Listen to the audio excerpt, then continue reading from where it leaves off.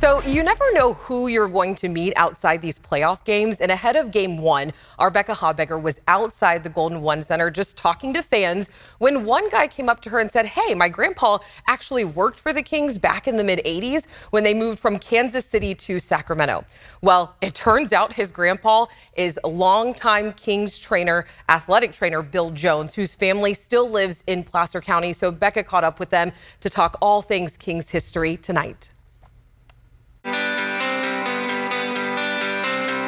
Bill Jones was the Kings' athletic trainer for more than 20 years, taping up ankles and keeping the players in top shape from the early 70s until he retired in '96. He was back in the original one of the Kansas City Kings. We came here in '86, the '85-'86 season. Long history with the Kings. Bill Jones' family still lives in the Placer County area. Jonesy, as he was known, lived in Roseville until his death in 2005. His wife still lives there, along with decades of Kings memorabilia. Some like an old Kansas City Kings kind of like starter jacket from obviously like way back in the day. The autographed Danny Ainge jersey, the old logo. Kurt Rambis, another one kind of back in the day for sure. Yeah, the ring from the All-Star. Jones' grandkids, Bryce and Kelsey Beauchamp, were kids when their grandpa died, but they have good memories growing up in a Kings-saturated family. He had some cool friends, you know, at his funeral. There was all the Kings players and there was all these people and there was all the everything. And it was just, that's kind of what we grew up with, that was our life.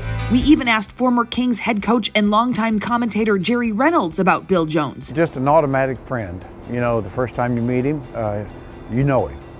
And there's not a phony bone in his body. Then we showed those comments to Jones' family. That was cool. Yeah, he nailed it. Bill Jones, longtime fixture of the Kings, was a well-respected professional. He was not only the athletic trainer, but he was also like the therapist and the friend. And to this group, he was grandpa, father-in-law, and dad. He was grandpa. He came to all of our sporting events. He always put a smile on everyone's face. He was very easy to get along with, just wanted everybody to be happy. We talked to my grandma earlier today and she was like, he treated the janitor and the $1 million player the exact same. Like, he was just that type of guy. As for the Kings' success this season, I'm sure my dad's happy. He's smiling down on all of us, and he was always the quiet guy, but I know he's happy.